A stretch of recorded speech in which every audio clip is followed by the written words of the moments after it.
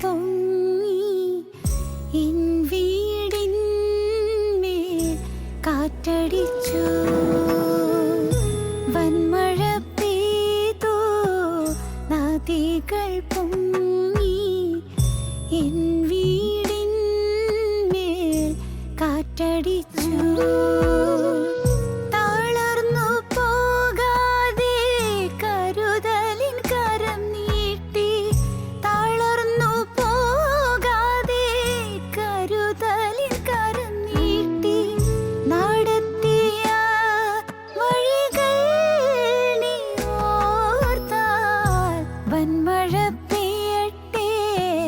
നദികൾ പൊങ്ങട്ടെ എൻ വീടിന്മേൽ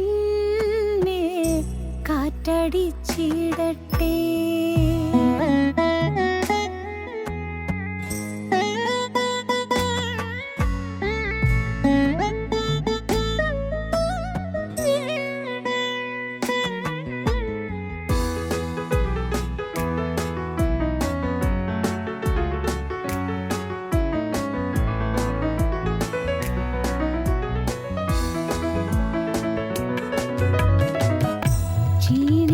ക്ഷീണിതയാകുമ്പോൾ പ്രത്യാശഗാനങ്ങൾ എന്നാവിലെന്നും ഉയർന്നിടുമേ. ക്ഷീണിതയാകുമ്പോൾ പ്രത്യാശഗാനങ്ങൾ എന്നാവിലെന്നും ഉയർന്നിടുമേ. കുശവന്റെ കൈയാൽ പണിതിടും നേരം മറ്റാരും അറിഞ്ഞില്ലെന്നേ. കുശവന്റെ കൈയാൽ പണിതിടും നേരം മറ്റാരും അറിഞ്ഞില്ലെന്നേ. വന്മഴ പെയ്തു നദികൾ പൊങ്ങി എൻ വീടിന്മേൽ കാറ്റടിച്ചു. വന്മഴ പെയ്തു നദികൾ പൊങ്ങി എൻ വീടിന്മേൽ കാറ്റടിച്ചു. തളർന്നു പോകാതെ കരുതലിൻ കരം നീട്ടി. തളർന്നു പോകാതെ കരുതലിൻ കരം നീട്ടി. നടത്തിയ വഴികൾ നീ ഓർത്താൽ വന്മഴ പെയ്യട്ടെ നദികൾ പൊങ്ങട്ടെ എൻ വീടിന്മേൽ കാറ്റടിച്ചിടട്ടെ.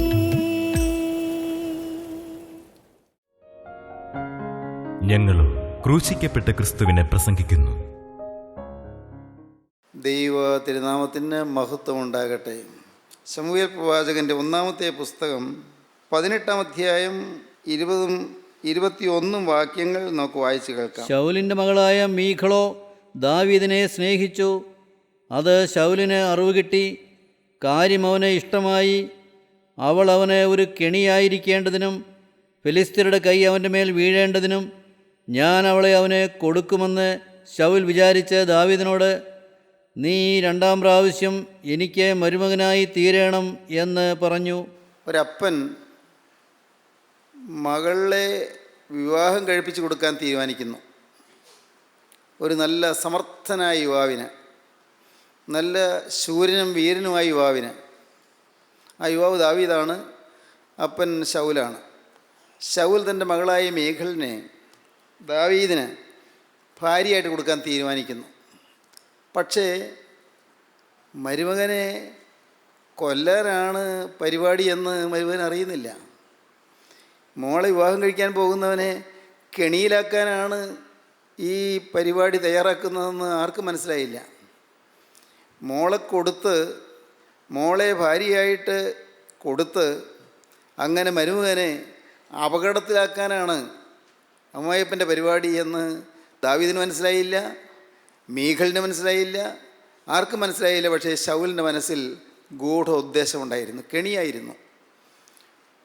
കൊല്ലാനുള്ള കെണിയായിരുന്നു. കാരണം അമ്മായിയപ്പന് ഈ ദാവീദിനോട് അസൂയയായിരുന്നു. ശൗലിന് ദാവീദിനോട് അസൂയയായിരുന്നു. വേദപുസ്തകത്തിലെ കഥകൾ വായിക്കുമ്പോൾ ആഴമേറിയ ആത്മീയ പാഠങ്ങൾ നമുക്ക് ലഭിക്കുന്നുണ്ട്. ശൗലിന് ദാവീദിനോട് അസൂയ ഉണ്ടാകുവാൻ കാരണം ദാവീദ് വളരെ സമർത്ഥനായി എന്നുള്ളതാണ്. വെറും ആടുനോട്ടക്കാരനായ ദാവീദ് കൊട്ടാരത്തിൽ ശൗൽ രാജാവിനെയും രാജാവിൻ്റെ പ്രജകളെയും എതിരിടാൻ വന്ന ഫെലിസ്ത്യ സൈന്യത്തിൻ്റെ നേതാവായി വന്ന മല്ലനായ ഗോലിയാത്തിനെ കൊന്നു എന്നുള്ളതോടുകൂടി ആ സംഭവത്തോടുകൂടി ദാവീദിൻ്റെ പ്രശസ്തി വർദ്ധിച്ചു. മല്ലനായ ഗോലിയാത്തിനെ ദാവീദ് കൊന്നു. ഒരായുധവുമില്ലാതെ കൊന്നു. മല്ലൻ്റെ വാളുകൊണ്ട് തന്നെ മല്ലൻ്റെ കഴുത്തറുത്തു. അതൊരു വലിയ സംഭവമായിരുന്നു. ദാവീദ് ഈ ഗോലിയാത്തിൻ്റെ മുമ്പിൽ തകർന്നു പോകുമെന്നും ഗോലിയാത്ത് ദാവീദിനെ പിച്ച് ചീന്തുമെന്നും എല്ലാമായിരുന്നു ശൗലിൻ്റെ വിചാരം. കിളുന്ത് യുവാവായ ദാവീദ് ഈ അരോഗദൃഢഗാത്രനായ മല്ലനായ ഗോലിയാത്തിൻ്റെ മുമ്പിൽ തകർന്നു പോകും എന്ന് തന്നെ ശൗൽ വിചാരിച്ചു.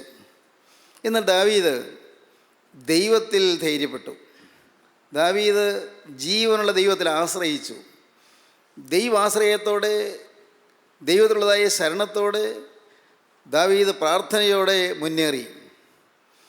പോകുന്ന വഴിക്ക് വളരെ യാദൃച്ഛികമായിട്ടെന്നോണം വഴിയിൽ നിന്ന് കല്ലുകൾ എടുത്ത് തൻ്റെ പൂണിയിലിട്ടു. കവണ കയ്യിലുണ്ട്, വേറെ ആയുധമൊന്നുമില്ല. ആയുധമൊന്നും എടുക്കാതെ തന്നെയാണ് ദാവീദ് പോകുന്നത്. കാരണം ദാവീദിനറിയാം, എൻ്റെ ദൈവത്തിൻ്റെ നാമത്തിലാണ് ഞാൻ ഈ മല്ലനെ നേരിടാൻ പോകുന്നതെന്ന്. ദൈവത്തിൻ്റെ നാമത്തിൽ മല്ലനായ ഗോലിയാത്തിനെ നേരിടാൻ ദാവീദ് പോവുകയാണ്. ദൈവത്തിൻ്റെ പേരിൽ, ദൈവത്തിൻ്റെ ബലത്തിൽ, ദൈവത്തിൻ്റെ കൃപയിൽ, ദൈവത്തിൻ്റെ അമിത ശക്തിയിൽ ദാവീദ് ആശ്രയിച്ചുകൊണ്ട് മല്ലന് നേരെ പോവുകയാണ്. ശൗലും മറ്റും പരിഭ്രമത്തോടെ നോക്കി നിൽക്കുകയാണ്.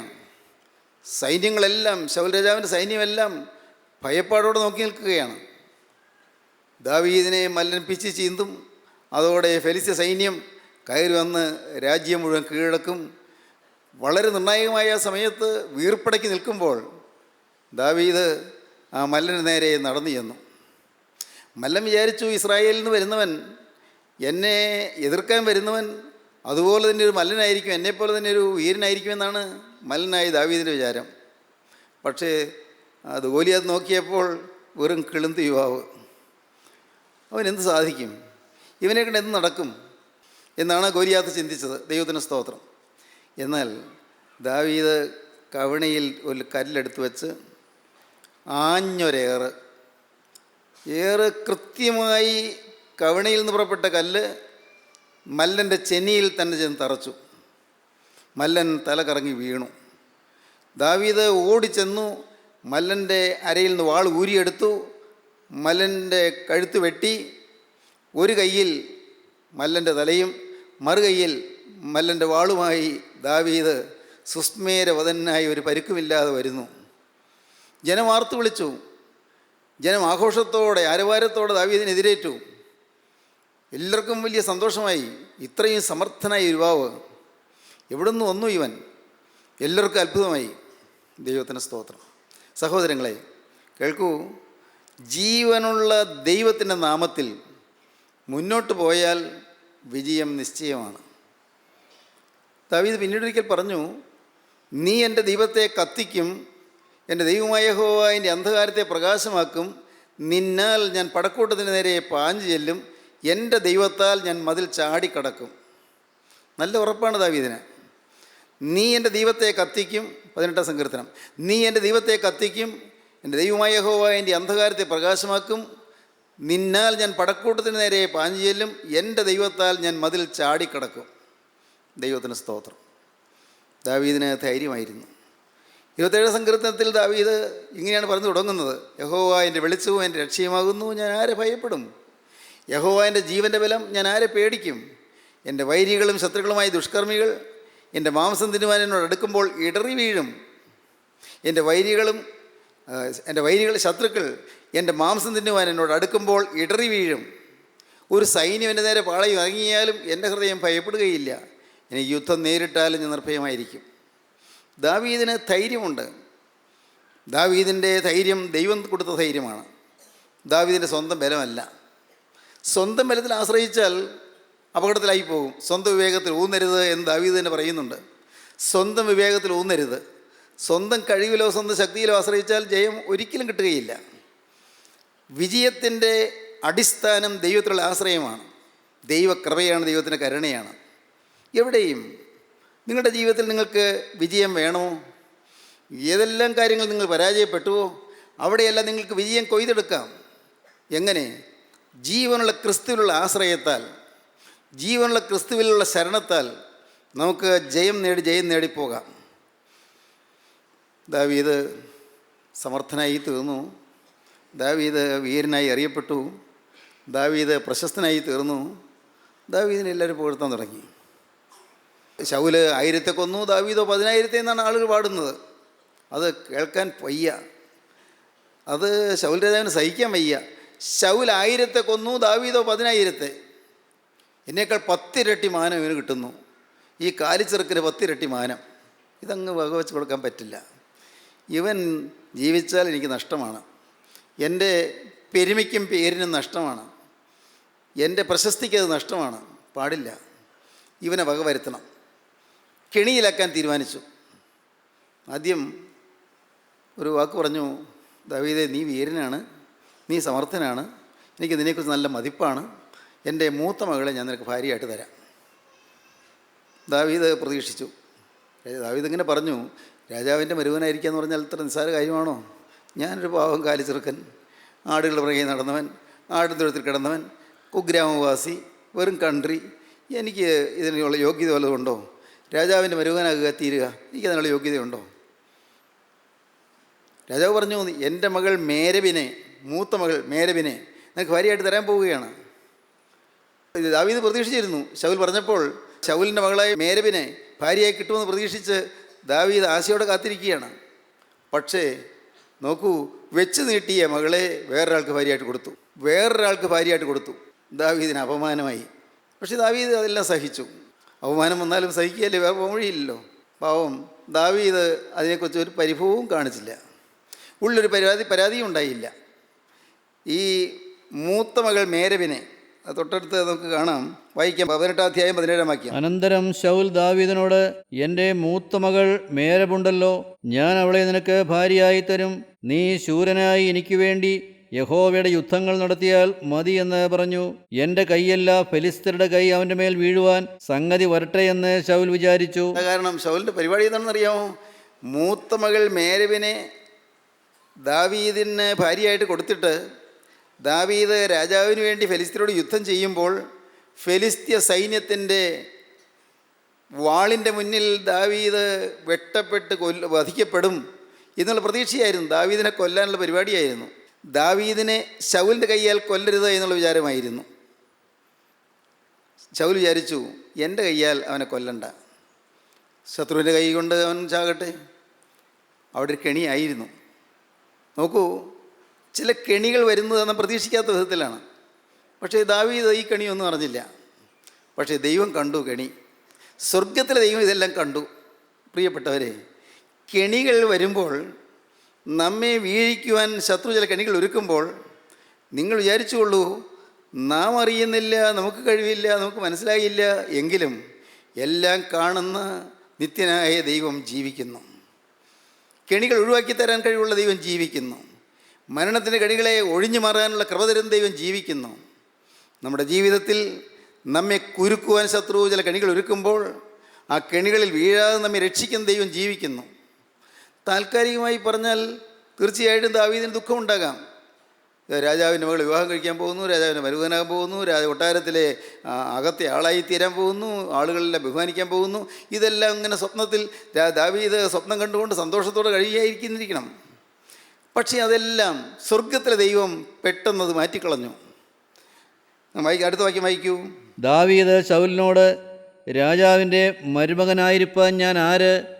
ഇസ്രായേലിൽ എൻ്റെ അസ്മാദികളും എൻ്റെ പിതൃഭവനവും എന്തുള്ളൂ എന്ന് പറഞ്ഞു. ഇസ്രായേൽ എൻ്റെ റിലേറ്റീവ്സ് അസ്മാദികൾ റിലേറ്റീവ്സ്, എൻ്റെ ബന്ധപ്പെട്ടവരും എൻ്റെ പിതൃഭവനവും എന്തുള്ളൂ എന്ന് പറഞ്ഞു. ഞാൻ നാട്ടിൽ ഒരു വിലയുള്ളവനല്ലല്ലോ, എൻ്റെ കുടുംബത്തിന് വലിയ മഹിമയും പേരും പെരുമയും ഒന്നും ഇല്ലല്ലോ, ഞാൻ എന്തുള്ളൂ? എൻ്റെ അസ്മാദികളും എൻ്റെ റിലേറ്റീവ്സ് എൻ്റെ ബന്ധപ്പെട്ടവരെല്ലാം താണവരാണല്ലോ, അതുകൊണ്ട് എനിക്ക് രാജാവിൻ്റെ മരുമകനാകാനുള്ള യോഗ്യതയൊന്നുമില്ല, ദാവീദ് പറഞ്ഞു. ശൗലിൻ്റെ മകളായ മേരബിനെ ദാവീദിന് കൊടുക്കേണ്ടിയിരുന്ന സമയത്ത് അവളെ മെഹോലാത്തിനായ അദ്രിയേലിനെ ഭാര്യയായി കൊടുത്തു. തോന്നും ആർക്കും തോന്നും ഒരു വലിയൊരു മര്യാദകളാണല്ലോ കാണിച്ചതെന്ന്. പക്ഷേ സഹോദരങ്ങളെ, നാം നേരിടുന്ന ചില അനീതികളും നമുക്ക് വരുന്ന ചില ഒറ്റപ്പെടുത്തലുകളും അതെല്ലാം നമുക്ക് നന്മയ്ക്കായി മാറും. നന്മയ്ക്കാക്കി ദൈവം മാറ്റിത്തരും. നിങ്ങൾ വിശ്വസിക്കുമോ? ചില കെണികൾ ദൈവം ഒഴിവാക്കി തരികയാണ്. ഈ മകൾ മേരബിനെ ദാവീദിന് കൊടുക്കേണ്ടിരുന്ന സമയത്ത് മെഹോലാത്യനായ അദ്രിയേലിനെ ഭാര്യയായിട്ട് കൊടുത്തു. കഷ്ടം. ദാവീദ് അതും കണ്ടുകൊണ്ട് കൊട്ടാരത്തിൽ ജീവിക്കുന്നു, അതും കണ്ടുകൊണ്ട് ദാവീദ് കൊട്ടാരത്തിലെ വേലക്കാരനെ പോലെ കഴിയുന്നു. ദാവീദിന് പരിഭവമില്ല. കാരണം ദാവീദിനറിയാം, എൻ്റെ ജീവിതം ഞാൻ ഒരിക്കലായിട്ട് ദൈവത്തിന് കൊടുത്തതാണ്. സഹോദരങ്ങളെ, ഞാൻ നിങ്ങളോട് ചോദിക്കട്ടെ, കെണികൾ ഒഴിഞ്ഞു മാറും. നിങ്ങൾക്ക് ഈ ഒരു ഉറപ്പ് വേണം, എൻ്റെ ജീവിതം ഒരിക്കലായിട്ട് യേശുക്രിസ്തുവിന് കൈമാറിയതാണ്. ഈ ജീവിതത്തിൽ എനിക്ക് അവകാശമില്ല, ഇത് യേശുവിൻ്റെ കയ്യിലേക്ക് കൊടുത്തതാണ്. ഈ ജീവിതത്തിൽ വരുന്ന അവമാനം എനിക്കല്ല, അതെൻ്റെ യേശുവിനാണ്. ഈ ജീവിതത്തിൽ വരുന്ന ഒറ്റപ്പെടൽ എനിക്കല്ല, അതെൻ്റെ യേശുവിനാണ്. ഈ ജീവിതത്തിൽ വരുന്ന നഷ്ടം എനിക്കല്ല, എൻ്റെ യേശുവിനാണ്. കാരണം ഞാനില്ല, എൻ്റെ ജീവിതം യേശുവിന് കൊടുത്തു കഴിഞ്ഞു. ഈ ഒരു ഉറപ്പ് നമുക്കുണ്ടായിരുന്നാൽ നമ്മുടെ ജീവിതം എന്നും ഭദ്രമായിരിക്കും, എന്നും സുഭദ്രമായിരിക്കും, എന്നും സുരക്ഷിതമായിരിക്കും, ജീവിതം അനുഗ്രഹീതമായിരിക്കും. യേശുക്രിസ്തുവിന് ഞാൻ കൊടുത്തു എന്നുള്ളൊരു ഉറപ്പ്, എൻ്റെ മേലെ എനിക്ക് അവകാശമില്ല എന്നുള്ള ഉറപ്പ്.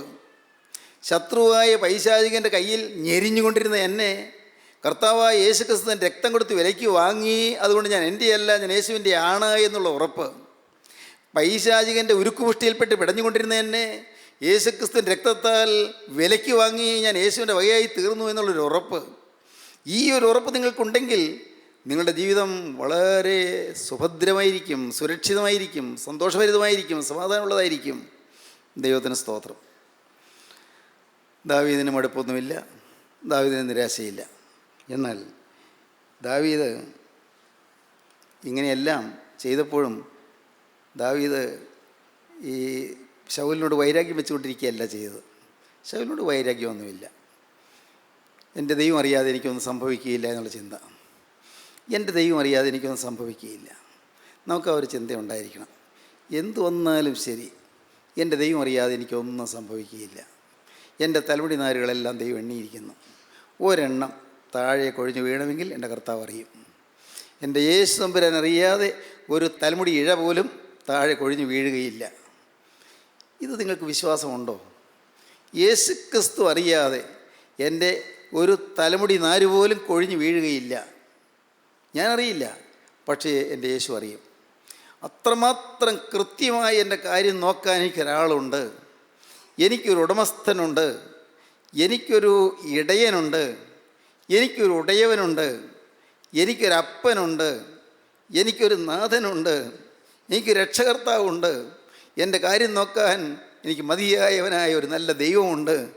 ഈ ഒരു ചിന്ത നമുക്കുണ്ടെങ്കിൽ നാം ഒന്നിലും പതറേണ്ടി വരികയില്ല. ആരെല്ലാം നമ്മളെ തള്ളിമാറ്റിയാലും, ആരെല്ലാം നമ്മെ പരിഹസിച്ചാലും, ആരെല്ലാം നമ്മെ അപമാനിച്ചാലും, ആരെല്ലാം നമുക്ക് ദോഷം വരുത്തിയാലും ഒന്നും നമ്മെ തൊടുകയില്ല.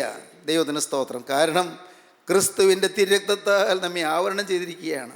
യേശു ക്രിസ്തുവിൻ്റെ തിരുരക്തത്താൽ നമ്മെ ആവരണം ചെയ്തിരിക്കുന്നു, നമ്മെ കവർ ചെയ്തിരിക്കുകയാണ്. ആ തിരുരക്തത്താൽ നമ്മെ വലയം ചെയ്തിരിക്കുകയാണ്. തിരുരക്തത്തിൻ്റെ വളയത്തിനുള്ളിൽ നമ്മെ ആക്കിയിരിക്കുകയാണ്. തിരുരക്ത വലയത്തിനുള്ളിൽ നാം സുരക്ഷിതരായി കഴിയുകയാണ്. നമ്മുടെ ബലവും നമ്മുടെ ശരണവും യേശു ക്രിസ്തുവിൻ്റെ തിരുരക്തമാണ്, നമ്മുടെ കഴിവല്ല, നമ്മുടെ ശക്തിയല്ല. നമ്മുടെ ശക്തി എന്ന് പറഞ്ഞാലോ അത് കഴിവില്ല. എൻ്റെ ശക്തി എന്ന് പറഞ്ഞാലോ കഴിവില്ല.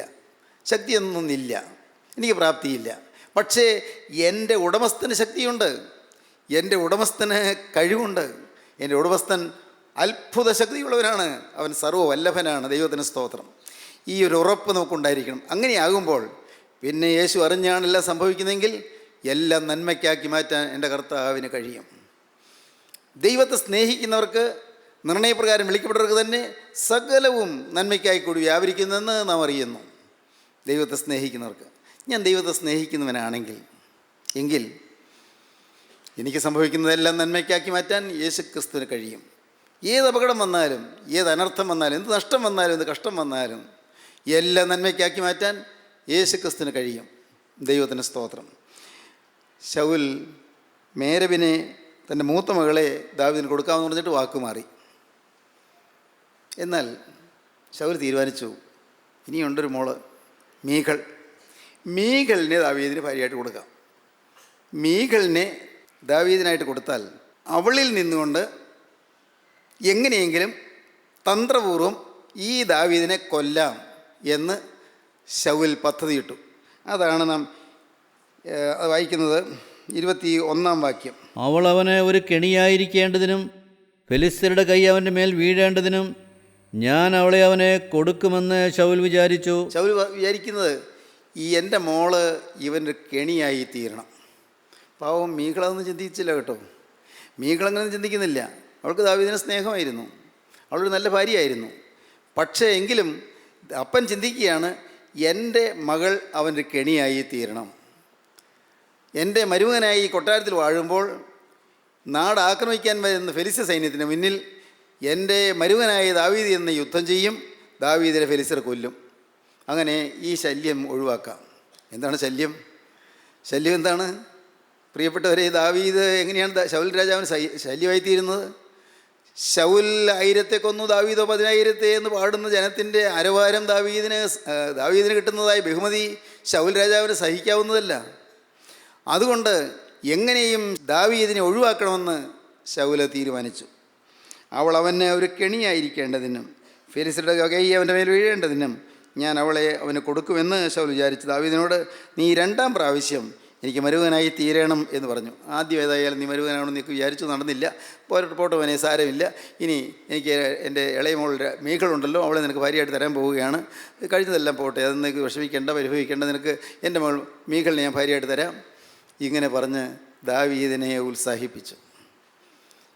നല്ല പഞ്ചാര വാക്ക്, നല്ല മധുര വാക്ക്, നല്ല ഇമ്പമുള്ള വാക്ക്. എന്തൊരു സ്നേഹം! പാവം ദാവീദിന് ചിന്തിച്ചു കാണും. എന്നാലും ആദ്യത്തെ മോളെ അദ്രിയേലിന് കൊടുത്തെങ്കിലും കണ്ടോ, മീഖളിനെ എനിക്ക് തരുമെന്ന് തീരുമാനിച്ചപ്പോൾ രാജാവ് സ്നേഹമുള്ള ആളാണ്. ശൗൽ രാജാവിന് എന്നോട് എന്തൊരു സ്നേഹമാണ്. പാവം ദാവീദ് അങ്ങനെ വിചാരിച്ച് കാണും. പക്ഷേ അതിൻ്റെ പിന്നിൽ, ആ സ്നേഹം കാണിച്ചതിന് പിന്നിൽ കയ്പുണ്ടായിരുന്നെന്ന് പാവം ദാവീദ് അറിഞ്ഞില്ല. അതിന് പിന്നിൽ തന്ത്രമായിരുന്നു ദാവീദ് അറിഞ്ഞില്ല. കാരണം ദാവീദ് നിഷ്കളങ്കനായിരുന്നു. നിഷ്കളങ്കനായ ദാവീദിന്, നിരപരാധിയായ ദാവീദിന്, സംശുദ്ധമായ ഹൃദയമുള്ള ദാവീദിന് ഒരിക്കലും ശൗലിൻ്റെ കെണി മനസ്സിലായില്ല. ദൈവത്തിന് സ്തോത്രം. പ്രിയപ്പെട്ടവരെ, നമുക്ക് മനസ്സിലായില്ലെങ്കിലും കെണികൾ മനസ്സിലാക്കുന്ന ഒരു ദൈവമുണ്ട്. മനുഷ്യൻ വയ്ക്കുന്ന കെണികൾ കാണുന്നൊരു ദൈവമുണ്ട്. കെണികളിൽ നമ്മെ വിടുവിക്കുന്നൊരു ദൈവമുണ്ട്. നമുക്ക് ധൈര്യം പകരുന്നൊരു ദൈവമുണ്ട്. നമ്മെ നഷ്ടത്തിൽ നിന്ന് വീണ്ടെടുക്കുന്നൊരു ദൈവമുണ്ട്. കഷ്ടങ്ങളിൽ നമുക്ക് മോചനം തരുന്നൊരു ദൈവമുണ്ട്. നിങ്ങൾ വിശ്വസിക്കൂ, യേശു ക്രിസ്തു ജീവിക്കുന്നു. യേശു ക്രിസ്തു ജീവിക്കുന്നത് നമ്മുടെ അനുഗ്രഹത്തിന് വേണ്ടി മാത്രമാണ്, നമ്മെ സഹായിപ്പാൻ വേണ്ടി മാത്രമാണ്. നാം ഉഴലുമ്പോൾ, നാം വലയുമ്പോൾ, നാം വാടുമ്പോൾ, നാം തളരുമ്പോൾ, നാം നിരാശപ്പെടുമ്പോൾ, നമ്മുടെ മനസ്സ് വിങ്ങുമ്പോൾ, വിതുമ്പുമ്പോൾ, അപ്പോൾ നമ്മുടെ അരികത്ത് വന്ന് നമ്മെ തലോടുവാൻ യേശു ക്രിസ്തു തൻ്റെ തൃക്കരം ഉയർത്തുന്നുണ്ട്. നിങ്ങൾ വിശ്വസിക്കൂ. ഇന്നിപ്പോൾ നിങ്ങളത് കേട്ടുകൊണ്ടിരിക്കുമ്പോൾ തന്നെ നിങ്ങൾക്കത് അനുഭവിക്കാം. ഈ വാക്കുകൾ നിങ്ങളുടെ കാതുകളിൽ പതിക്കുമ്പോൾ തന്നെ നിങ്ങളുടെ ഹൃദയത്തിൽ നിങ്ങൾക്ക് അനുഭവിക്കാം. നിങ്ങളുടെ മനസ്സിൽ നിങ്ങൾക്ക് ആ സുഖം അനുഭവിക്കാം. ക്രിസ്തുവിൻ്റെ കരത്തിൻ്റെ തലോടൽ, യേശു ക്രിസ്തുവിൻ്റെ ആണിപ്പാടുള്ള കരത്തിൻ്റെ തലോടൽ, നിങ്ങളെ സൗഖ്യമാക്കുന്ന കരത്തിൻ്റെ തലോടൽ, നിങ്ങളെ അനുഗ്രഹിക്കാൻ നീട്ടുന്ന കരത്തിൻ്റെ അനുഗ്രഹീതമായ സ്പർശനത്തിൻ്റെ സൗഖ്യം, അത് നിങ്ങൾക്ക് അനുഭവിക്കാം. യേശു ക്രിസ്തുവിൻ്റെ അരികത്തേക്ക് വരികയാണ്. ക്രിസ്തു നിങ്ങളെ തൊടുകയാണ്. ക്രിസ്തു നിങ്ങളെ സ്നേഹിക്കുകയാണ്. ക്രിസ്തുവിൻ്റെ വാത്സല്യമാർന്ന കരങ്ങൾ നിങ്ങളുടെ തലമേൽ വയ്ക്കുവാൻ കർത്താവ് ഉയർത്തുകയാണ്. ഒരു കാര്യം മാത്രം ചെയ്താൽ മതി, ഒറ്റയ്ക്കൊരു കാര്യം മാത്രം ചെയ്താൽ മതി. കർത്താവേ, ഞാൻ നിസ്സഹായൻ, നാഥ ഞാൻ നിരാശ്രയൻ, യേശുവേ ഞാൻ അനാഥൻ, കർത്താവേ എനിക്ക് കഴിവില്ല, എനിക്ക് പ്രാപ്തിയില്ല, എനിക്ക് ബുദ്ധിയില്ല, എനിക്ക് ശക്തിയില്ല, എനിക്ക് കഴിവില്ല. നാഥ, നിൻ്റെ കരങ്ങളിലേക്ക് ഞാനിത് എന്നെ തന്നെ തരുന്നു. എന്നെ നീ ഒന്ന് തൊടണമേ, എന്നെ നിൻ്റെ തൃക്കരം വയ്ക്കണമേ, എന്നെ അനുഗ്രഹിക്കണമേ, എൻ്റെ പോരായ്മകൾ നീ മാറ്റിത്തരണമേ, എൻ്റെ വല്ലായ്മകൾ നീ നീക്കിത്തരണമേ, എൻ്റെ ഇല്ലായ്മകൾ നീ മാറ്റിത്തരണമേ. എൻ്റെ ജീവിതത്തിൽ നീ എല്ലാറ്റിനും ഉടയവനായി കടന്നു വന്ന് എന്നെ അനുഗ്രഹിക്കണമേ. നിങ്ങൾക്ക് പറയാമല്ലോ, നിങ്ങൾക്ക് യേശുവിനോട് പറയാമല്ലോ. കാരണം നാഥ, നീ നിന്നെ തന്നെ എനിക്ക് വേണ്ടി കുരിശിൽ അർപ്പണം ചെയ്തതാണ്, നിന്നെ തന്നെ എനിക്ക് വേണ്ടി തന്നതാണ്. കർത്താവേ, എൻ്റെ പാപത്തെ വഹിപ്പാൻ നീ കുരിശിൽ മരിച്ചതാണ്, എൻ്റെ രോഗത്തെ വഹിപ്പാൻ നീ കുരിശിൽ മരിച്ചതാണ്. നിൻ്റെ അടിപ്പിണരാൽ എനിക്ക് സൗഖ്യം തരാൻ നീ അടിയേറ്റവനാണ്. കർത്താവേ, എൻ്റെ ഹൃദയത്തിന് വ്രണം മാറ്റാൻ നിൻ്റെ ശരീരത്തിൽ നിൻ്റെ ഹൃദയത്തിൽ നീ വ്രണം ഏറ്റവനാണ്. എൻ്റെ ജീവിതത്തിൻ്റെ വ്രണങ്ങൾ മാറ്റാൻ, എൻ്റെ ജീവിതത്തിൻ്റെ മുറിവുകൾ മാറ്റാൻ, എൻ്റെ ജീവിതത്തിൻ്റെ പോരായ്മകൾ മാറ്റാൻ, എൻ്റെ ജീവിതത്തിൻ്റെ കെടുതികൾ മാറ്റാൻ നീ കുരിശിൽ പീഡയേറ്റവനാണ്. എൻ്റെ കർത്താവേ, നീ നിരപരാധിയായിരുന്നിട്ടും ഒരു തെറ്റും ചെയ്യാതിരുന്നിട്ടും നാഥ, യഹൂദ പരീക്ഷകൾ നിന്നെ ആക്രമിക്കുകയും റോമൻ പടയാളികൾ നിന്നെ ഹിംസിക്കുകയും ചെയ്തു. എൻ്റെ കർത്താവേ, എനിക്ക് വേണ്ടി മരണം ഏറ്റുവാങ്ങുവാൻ നീ തിരുമനസ്സായി. എൻ്റെ പാവം നീ കുരിശിൽ വഹിച്ചു. ഞാൻ ഏൽക്കേണ്ട ശിക്ഷ നീ കുരിശിലേറ്റു, ഞാൻ വഹിക്കേണ്ട ശിക്ഷ നീ വഹിച്ചു. ഞാൻ വിശ്വസിക്കുന്നു നാഥ, ഇപ്പോൾ നിൻ്റെ ആ തിരക്തത്തിൽ ഞാൻ ആശ്രയിക്കുന്നു. എനിക്ക് വേണ്ടി ഒലിച്ചിറങ്ങുന്ന തിരക്തത്തിൽ കർത്താവേ, ആ കുരിശിൽ കൂടി ഒലിച്ചൊലിച്ച് വരുന്നതായി തിരക്തത്തിൽ ആശ്രയിച്ചുകൊണ്ട് എൻ്റെ രോഗമുള്ള ശരീരം ഞാനിതാ കുരിശിൻ്റെ ചുവട്ടിലേക്ക് കാഴ്ചവെക്കുന്നു. കർത്താവേ, എൻ്റെ രോഗഗ്രസ്തമായ ശരീരം, എൻ്റെ പാപം നിറഞ്ഞതായ ജീവിതം, കർത്താവെ, കഴിഞ്ഞ കാല ജീവിതത്തിൽ തിന്മകളുണ്ട് നിറഞ്ഞതായ എൻ്റെ ജീവിതത്തിൻ്റെ എല്ലാ ദൗഷ്ട്യങ്ങളും എല്ലാ കൊള്ളരുതായ്മകളുമുള്ള എൻ്റെ ജീവിതം ഞാനിത് കുരിശിൻ ചുവട്ടിലേക്ക് വയ്ക്കുന്നു. കുരിശിൽ കൂടി ഒലിച്ചിറങ്ങി വരുന്നതായ തിരക്തം എൻ്റെ മേൽ പതിയണമേ. ആ തിരക്തം എന്നെ കഴുകണമേ, ആ തിരക്തം എന്നെ ശുദ്ധീകരിക്കണമേ. തിരക്തത്താൽ എന്നെ എൻ്റെ കർത്താവേ നിൻ്റെ മകനാക്കി തീർക്കണമേ, നിൻ്റെ മകളാക്കി തീർക്കണമേ. നാഥ, നിൻ്റെ രാജ്യത്തിൻ്റെ അവകാശിയാക്കി തീർക്കണമേ. നിത്യജീവൻ്റെ ഉറപ്പ് എനിക്ക് തരണമേ, നിത്യജീവൻ്റെ സൗഭാഗ്യം എനിക്ക് തരണമേ, നിത്യജീവൻ്റെ സന്തോഷം എനിക്ക് തരണമേ. എന്നെ തുടരണമേ, എന്നെ അനുഗ്രഹിക്കണമേ. സമർപ്പിക്കൂ, നമുക്ക് പ്രാർത്ഥിക്കാം. കാരുണ്യവാനേ, മഹാപരിശുദ്ധനായ ഞങ്ങളുടെ സ്വർഗീയ പിതാവേ, ഈ നല്ല ദിവസത്തിനായി ഞങ്ങൾ നിന്നെ സ്തുതിക്കുന്നു. തിരുവചനങ്ങൾക്കായി ഞങ്ങൾ നിന്നെ സ്തുതിക്കുന്നു. അവിടുത്തെ സ്നേഹം നിറഞ്ഞ വാക്കുകൾക്കായി ഞങ്ങൾ നിന്നെ സ്തുതിക്കുന്നു. തിരുവചനത്താൽ ഞങ്ങളെ ധന്യരാക്കിയതിനായി ഞങ്ങൾ നിന്നെ സ്തുതിക്കുന്നു. എല്ലാവരെയും തലോടുന്നതിനായി സ്തോത്രം. നാഥ, അവിടുത്തെ രണ്ടാമത്തെ വരവിനായി ഞങ്ങളെല്ലാവരെയും ഒരുക്കണമേ. യേശു ക്രിസ്തുവിൻ്റെ പരിശുദ്ധമായ നാമത്തിൽ പ്രാർത്ഥിക്കുന്ന കൃപയോടെ കേൾക്കണം പിതാവേ. ആമീൻ.